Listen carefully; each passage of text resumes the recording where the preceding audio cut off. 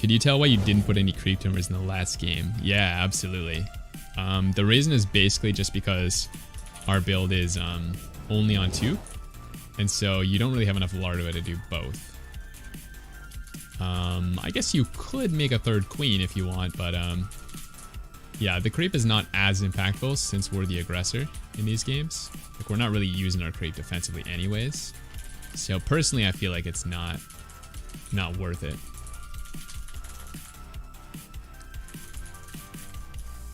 But you're definitely right. Like, if we were playing a normal macro build, we would be using that 2nd queen for a creep tumor usually.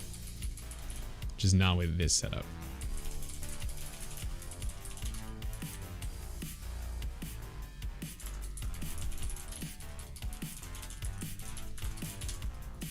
So this guy is Zerg. Okay, good. We need some more Zerg examples.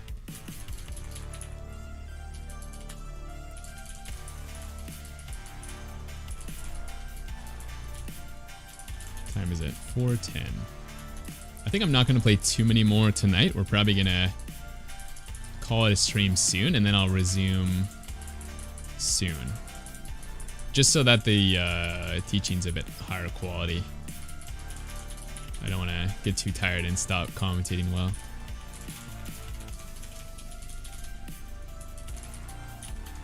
Okay, let's get this Overlord here.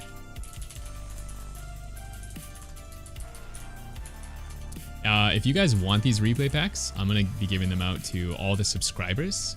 So you could subscribe on Twitch or YouTube. YouTube is way better for me though. YouTube gives like 70% of the sub revenue, whereas Twitch only gives 50%. So yeah, I highly recommend you guys sub on YouTube if you're picking between the two. And I'm giving out the replay packs. We got like a group practice going on. If you guys are interested in that. What else? Replay analysis, if you guys want to get the extreme tier.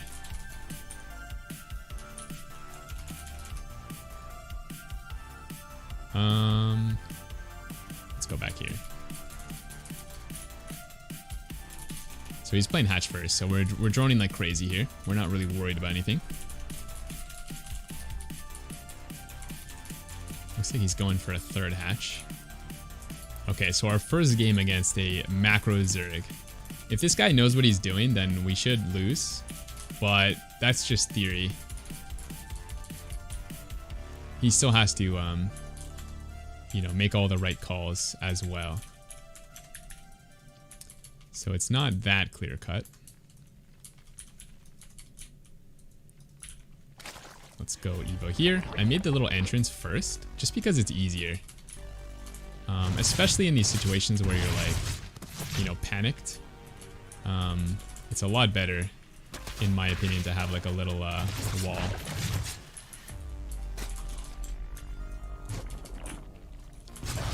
Now, what you want to do in these situations is make sure you're watching the mini-map.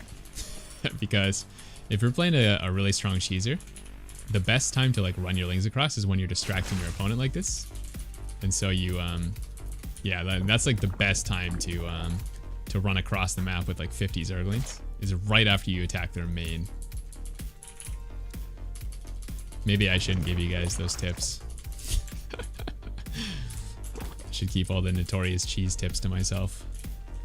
You guys are going to be tormenting the ladder Protoss, or ladder Zergs. Okay, 3rd base.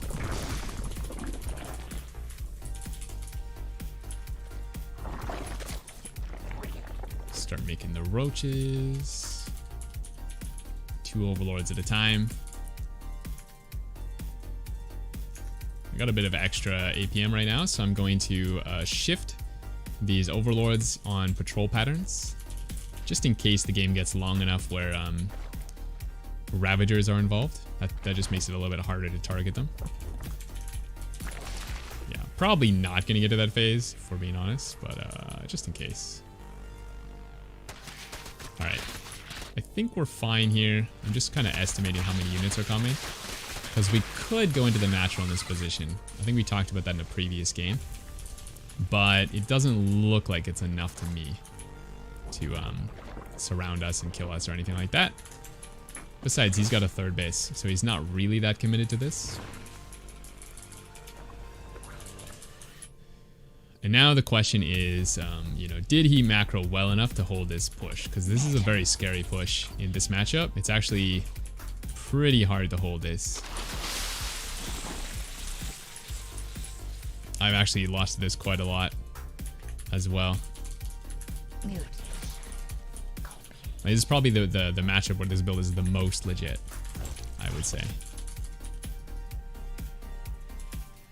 So we're gonna hit pretty strong here, and then we'll see. Let's see what he's got.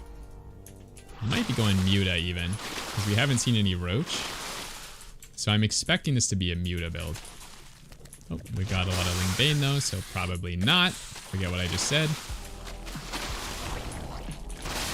We could transition right at this point. This is like your transition point where you kill a base, and that's like the first time you can transition. If you try to do it before you kill the base, it's you have to get the base basically first. Because if you don't get that, you're just losing. It is Muta. So we could keep going Roaches, but this is a good time to transition. Because eventually we gotta kill the Muta, right? So let's go Mass Drone. Let's go for Hydroden. And let's go for the upgrades. Upgrades are the least important, but I feel like we can get those out. But those are not like completely necessary. More drones. I think we're basically killing all of his stuff anyways, so the game is like essentially over.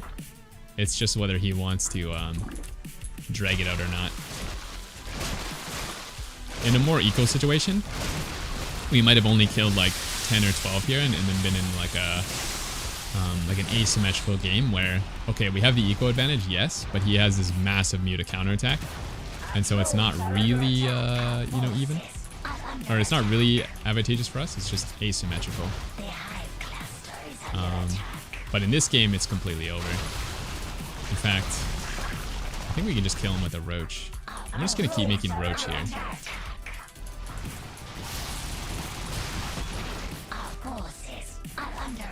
Because, I mean, you can win the game by your opponent leaving, but you can also win the game by just killing all of his buildings.